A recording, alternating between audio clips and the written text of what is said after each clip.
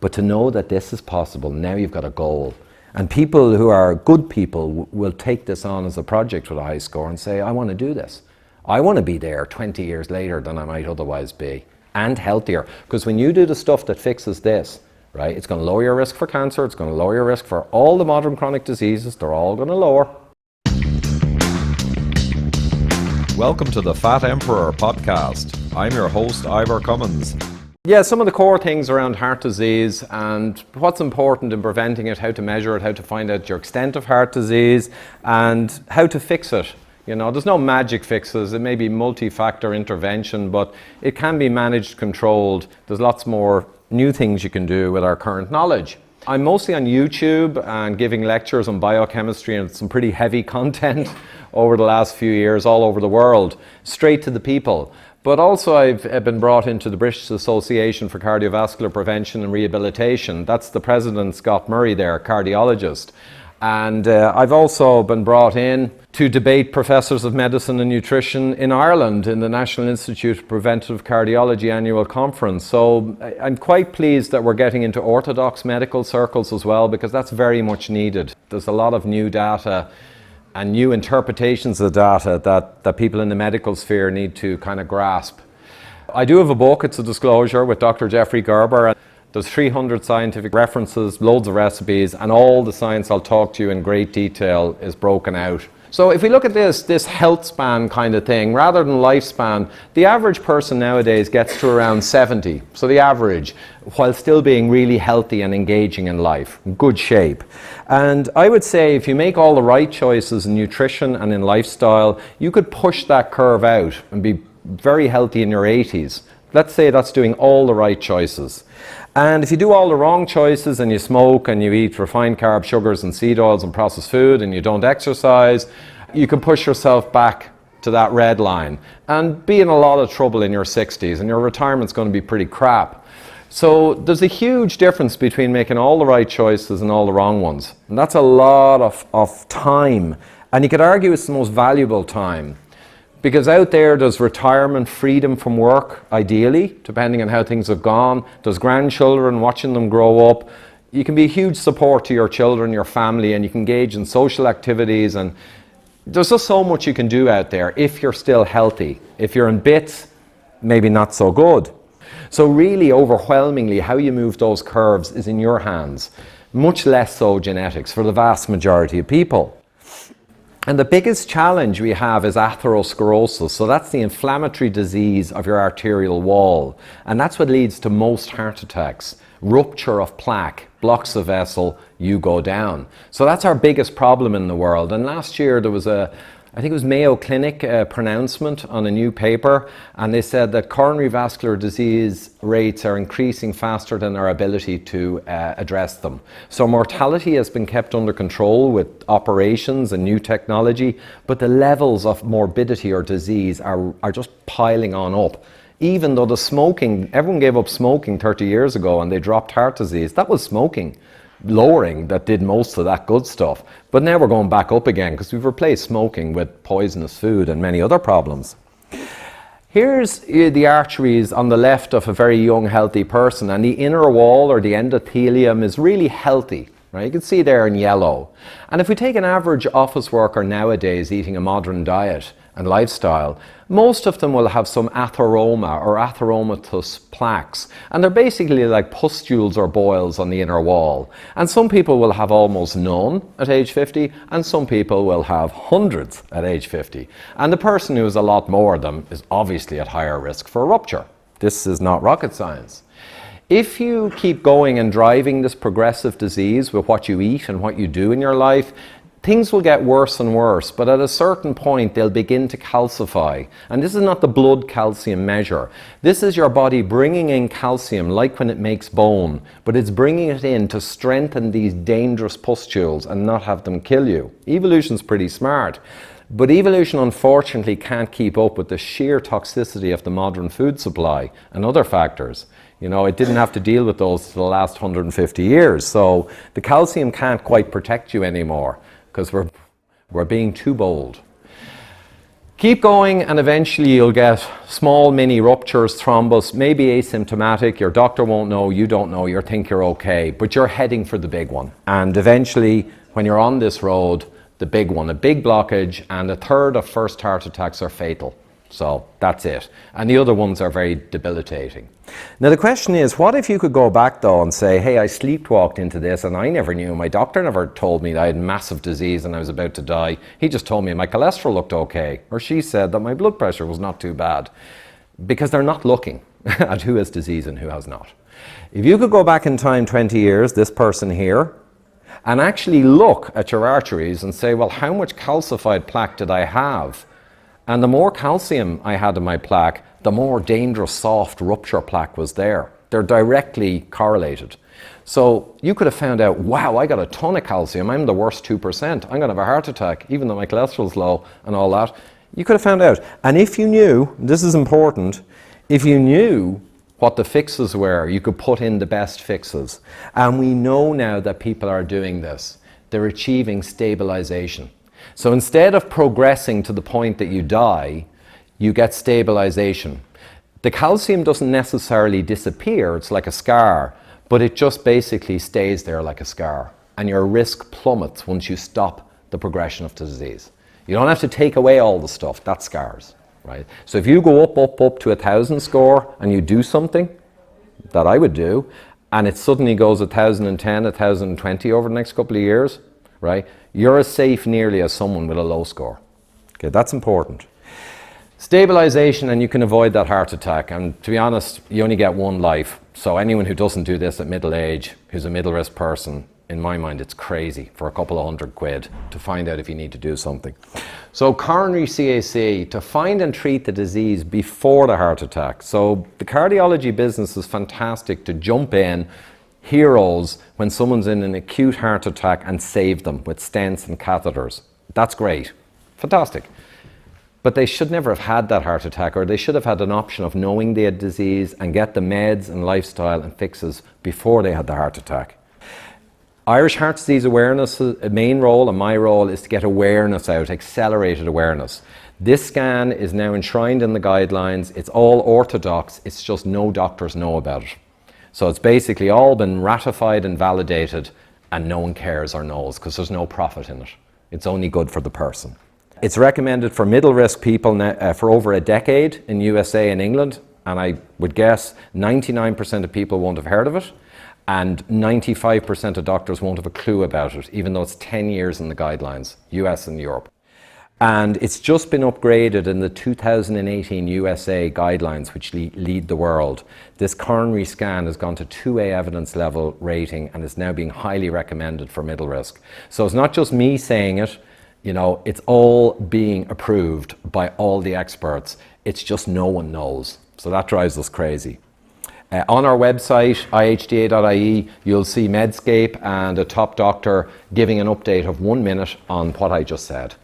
The new path forward.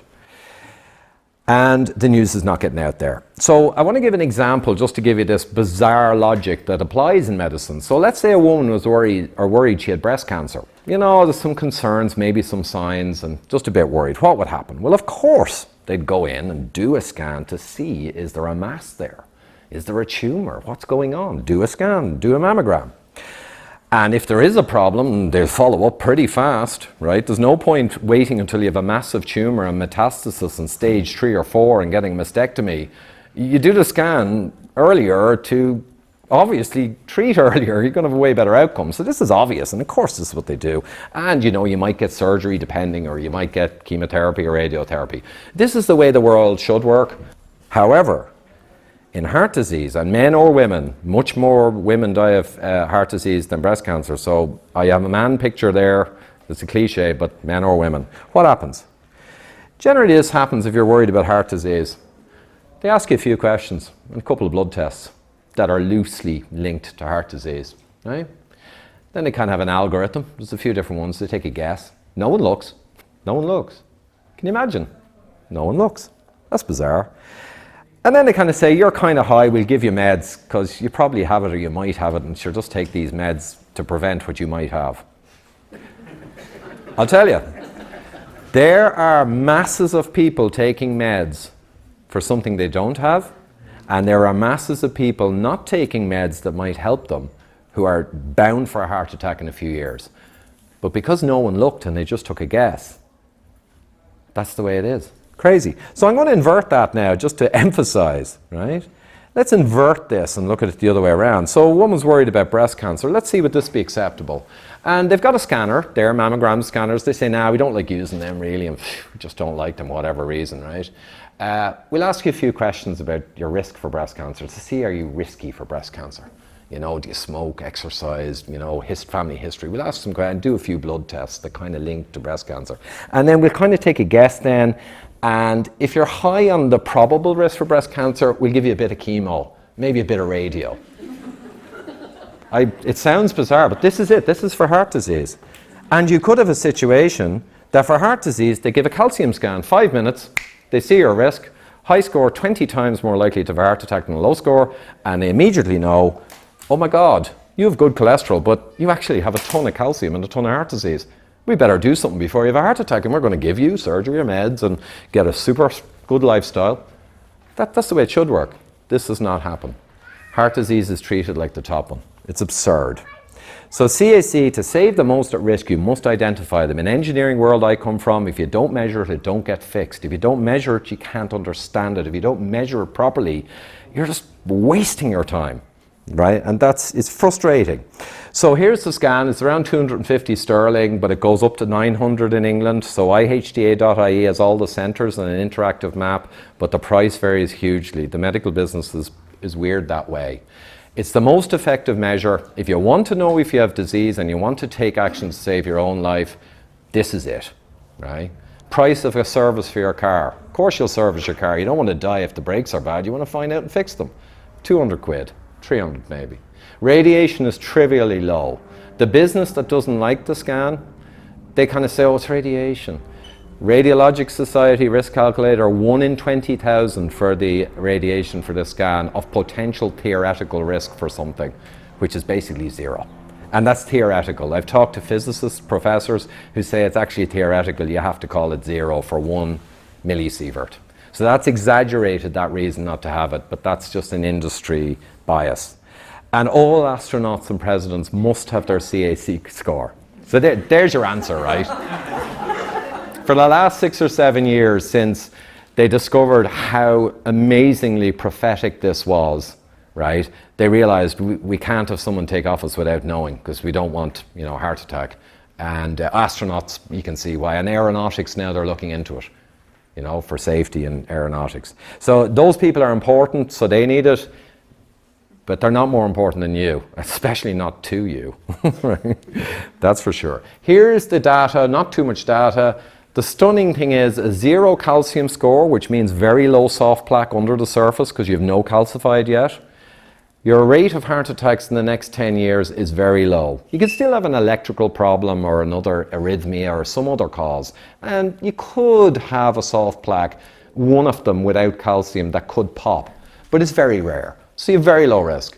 Note how someone in their 80s with a 0 has the same low risk in the next 10 years than someone at 50. That's kind of crazy. I love this study at Mayo Clinic. If you have a 1 to 100 score, that's pretty significant amount of calcium. You have 5 or 7 times the risk of the 0 scores. Again, the age doesn't matter. And you get a high score like my sponsor, David Bobbitt, and this is what drove him crazy, and when he spent $4 million to get this news out, he saved his own life after he found out. A high score is 20 times the risk of a low score. So keep in mind, if you've got bad cholesterol ratios, you might be 1.5 times more likely, and it's a guess. If you have high blood pressure, you might be 1.7 times more likely. It's a guess. You have high calcium versus low, you're looking at the disease, you're 20 times more likely. So hopefully you can realize only an idiot would depend on blood measures if you want to know what's going on and take action. The interesting thing I'll emphasize, a 50-year-old with a high score like David is around 20 times the risk in the next 10 years of having a heart attack as an 80-year-old with a 0. And we have guys up here, right, 78 with 0 scores. Not too many of them now, because as you get older, like, you get a lot of chance to get disease. And my youngest is a 29-year-old with a 600 score with the arteries of an 80-year-old. He's an American guy. They refused to scan for him repeatedly. And he pushed through based on what we've been saying, and he got his 600. And immediately they went treating him as a high-risk patient and intervening. But they didn't even want him to have to scan the day before because his cholesterol looked okay. So this is the absurdity. This is where we are. David, like I say, got a high score and set up the IHTA. So again, that's why I'm here. 7 years, he said, and he's still as passionate as he was 7 years ago when he discovered this. He is outraged that millions of people dying from heart attacks when a huge amount could be identified before the heart attack. Last bit of data now. This study had risk factor guessing or CAC could predict these foreseeable heart attacks in a 7 or 8 year study. But only the CAC saw the risk in the future heart attacks for nearly a third of the people. So if you take millions of heart attacks and tragedies around the world, CAC, if used, would be the only thing that could see a third of them. A third of a huge number, a third of huge tragedy. Well, it's a huge number, and it's huge tragedy averted. So this is the power of CAC. Now, the key is to slow or stop progression. This is a very important point. There's no point getting a high score and saying, wow, I'm at 20 times the risk, and say, just go home and crawl into a corner right in the ball. But the beauty is that's not the way it is. This study had high starting score people with obviously huge risk. I showed you the data. And when they increased over the years, because they scanned them every year or two, and they were increasing at more than 15% per year, so say 1,000 to 1,200 to 1,500, those guys are driving their disease process. They don't know it, but they are, right? And those people had a heart attack rate from the data of 50% in that group, right? That's double barrel shotgun, way worse than Russian roulette, okay? 50%. Now, the people who had a high score similar at the start at huge potential risk, but over the 5 years, they managed to. 5 years pass by and they're less than 15% a year. 1,000 to say 1,060, year later 1,110, slow progression. Should be safer, right, from what I told you. Did they have a lower rate than the 50%, do you think? How about 17 times lower? They had a rate that the team noted was pretty much not much different than a low or zero score for people of their age. So even with a huge score, technically if you intervene and you stop progression, you nearly go back to the risk of someone who had a zero in the first place, which makes absolutely engineering sense because it's not the high score that kills you or gives you 20 times the risk. It's the accelerating disease heading over the cliff. If you stop it, it just becomes scars. You got a huge score, you got a badge of honor, but you're no longer really at risk. So this is huge hope if you can do it. Can we intervene and stop progression? Because the last study, the guys didn't know why they stopped. They just kind of said, well, they seemed to stop and it was fantastic. Didn't know why. I know why. So the problem is that orthodox medicine, I have many papers, and Heinz Nixdorf is a great example. What they say is, progression of coronary artery calcification, even with drugs and treatments, seems to be inevitable but predictable. We can take your calcium score and your age and your sex and show how you will exponentially rise.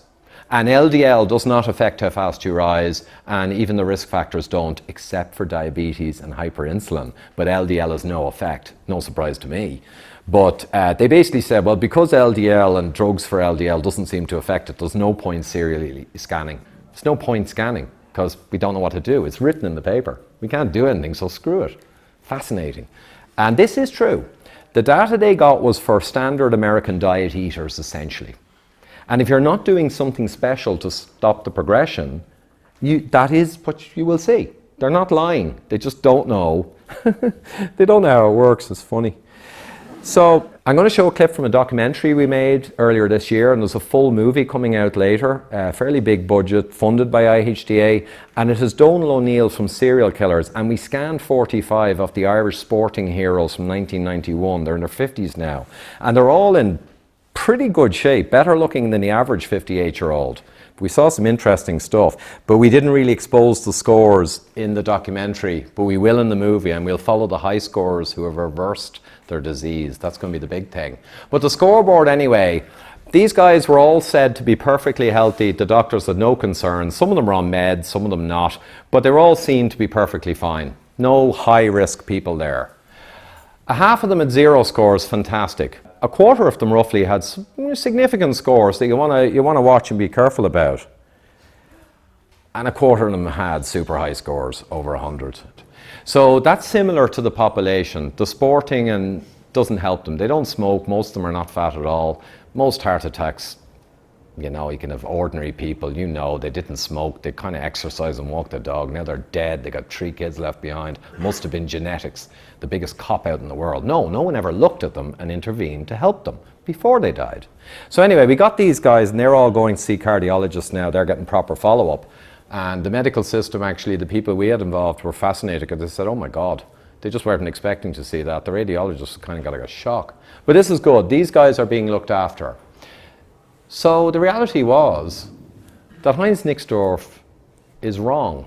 And the reason it's wrong is because we intervened with a couple of these people, just a few, and I have people all over the world doing this now. It's the next big thing.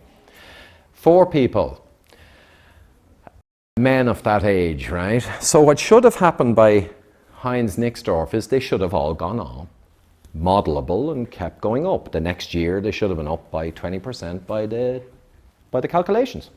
Okay? However, we intervened and we got them to do what we said would halt or reverse progression. And one of them did halt a year later, basically hadn't moved. Another one actually had the same result but slightly lower, but not very significantly, but still it blew away Heinz Nixdorf. These guys should not suddenly stop just because we told them what to do. Another guy came down substantially. Another guy came down and we've scanned him again since and he's still going down. It's not just one guy, it's 4 out of 4. And we have people all over the world now sending me scans. But it's important, this is the hope. Because if you get a high score, at least you know and you can be careful and you can improve your lifestyle. But to know that this is possible, now you've got a goal.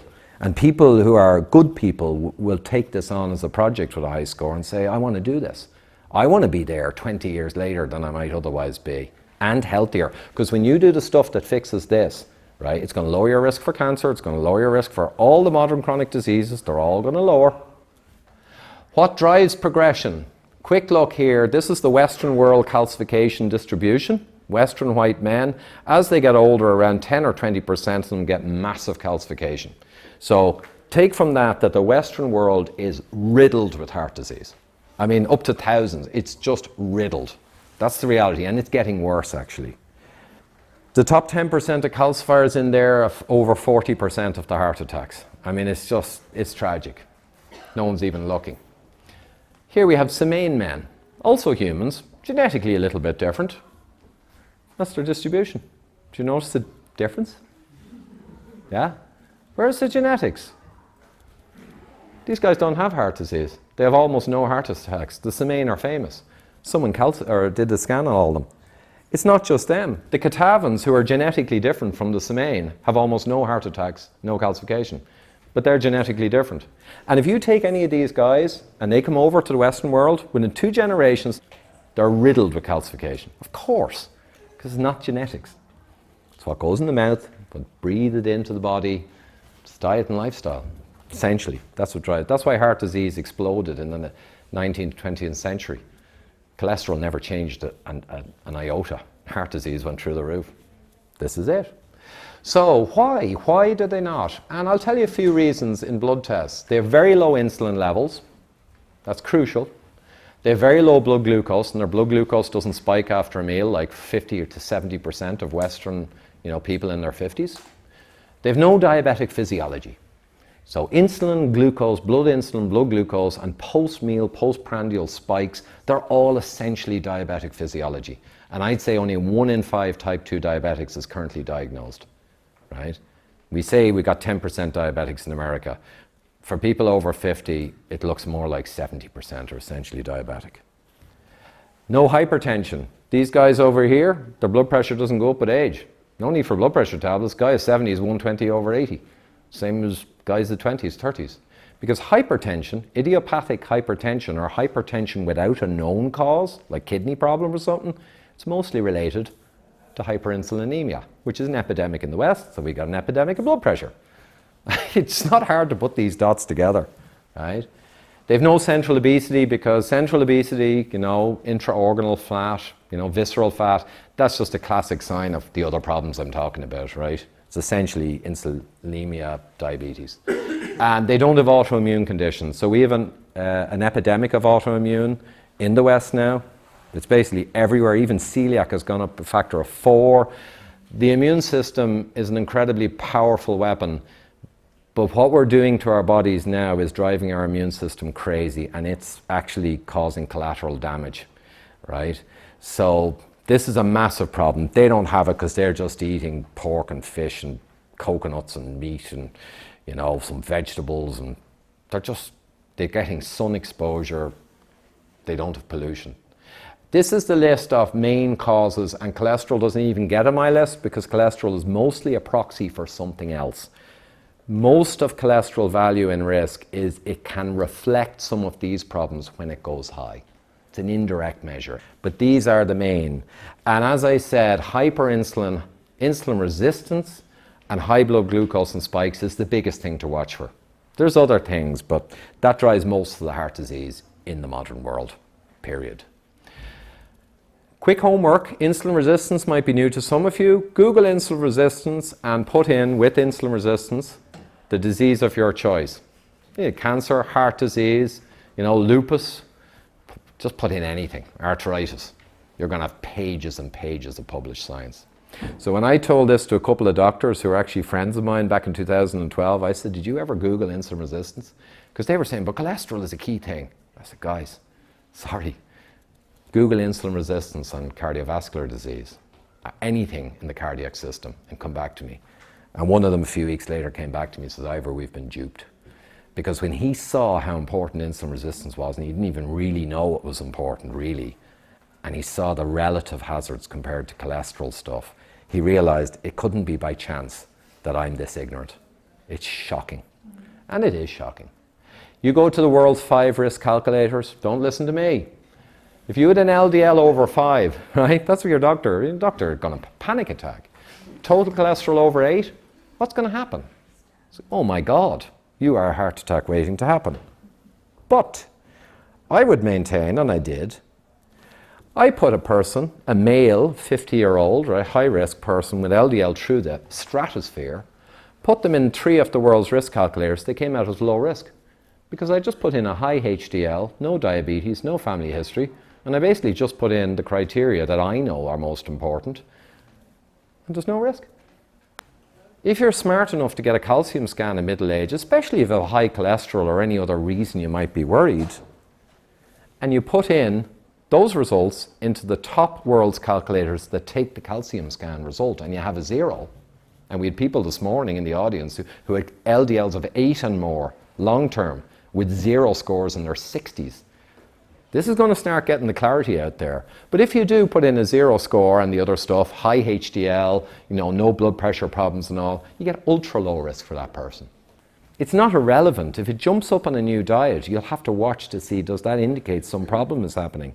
So, genuine primary factors, take any study. This one on second heart attacks over 7 years. They went to see, well, what predicts a second heart attack in a person who's had one? That's what you really want to know. What blood measures? Total cholesterol and LDL, they realized in the mathematics, had 0 predictive power over 7 years. Didn't predict a second heart attack at all. Hypertension, which is kind of a proxy for insulin resistance, had a 2 times. If you're high blood pressure, you are double the risk of having that second heart attack in these men. What do you think insulin might have had? Because mostly they never measured. Measured it here. 7 times more likely to have a second heart attack if you were just higher in insulin, blood insulin. Because that's where the game is, like I told you a few minutes ago. So just insulin resistance, hyperinsulinemia, and the foods that cause it, that is heart disease mostly. Most people won't need to go much further than that.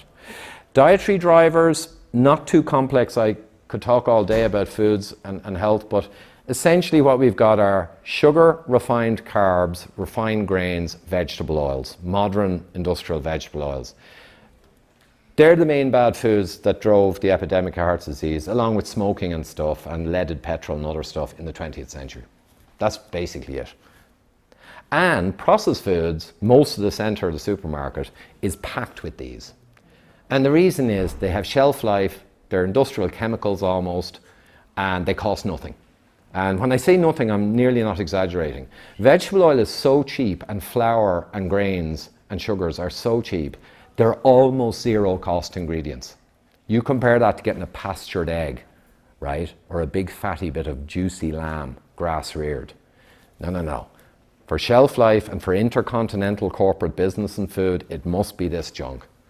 That's the problem, processed food. So if you eliminated all that, you'd be 90% of the way there before you even started. Now, I'm not saying it's easy, because most people now who have an issue are addicted to processed food. They may not know it, but like cigarette smoking, how you find out if you're addicted is, you say, I'm not going to eat it for a week, and see how you feel on day one. And you'll find the processed food addiction is an enormous issue. People don't realize it until they try and stop. Real foods are the fixing foods, the nutrient-dense ancestral foods. They we had for millions of years. Heart disease exploded and cancer and everything through the roof, and they stayed the same. But the irony is that all of the money has been spent on egg studies, meat studies. They've always gone after real foods to see if they cause disease. But there's almost no studies, believe it or not, there's almost no studies on processed foods in the last 50 years. Exercise, fitness is going to help too, along with real food, no doubt. And there's a few vitamins and minerals. Potassium, magnesium are very important, and a lot of people are insufficient. And someone who has a high disease needs to make sure they're super sufficient in those. And vitamin K2, for someone with high disease or a high score, is increasingly looking to be mechanistically and even in the other evidence very important to help with arterial health. But I'm not going to go into too much detail here. And the quiz is, summarize the key message in only 3 words. But RFR, eat real food is fine, or real food rocks, either way. I was just trying to be contextual. So, no, thanks a lot, that's it. I'll do a quick Q&A.